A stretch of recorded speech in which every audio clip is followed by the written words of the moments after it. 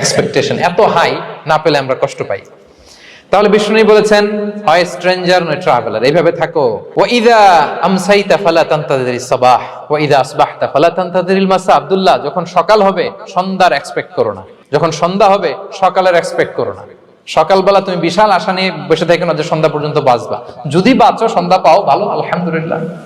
না পাইলে রবের সাথে সাক্ষাতের জন্য রেডি, তাও আলহামদুলিল্লাহ। ঠিক কিনা বলেন? এটা হইতে হবে mindset. Expect less, never be greedy.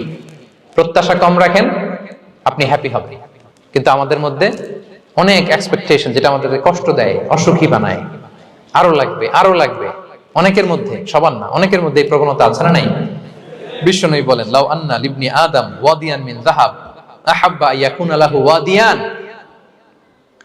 প্রত্যেক বনি আদমকে যদি একটা করে স্বর্ণের পাহাড় বানায় দেওয়া হয় বা উপত্যকা বানায় দেওয়া হয়, সে চাবে আরো একটা স্বর্ণের পাহাড়ের মালিক কিভাবে হওয়া যায়। আচ্ছা বলেন তো, একটা স্বর্ণের পাহাড়, এটারে বেচা খাইতে খাইতে আমার 14 পুরুষও খাই শেষ করতে পারবে? তার একটা দিয়ে আমি কি করব?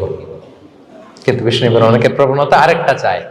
ওয়ালা ইয়ামলা আফাহু ইল্লা তুরাব। কবরের মাটি ছাড়া তার এই আশা, ভরসা, প্রত্যাশা কেউ থামাতে পারবে না। তাহলে আমরা যেন গ্রিডি না হই, লোভী না হই।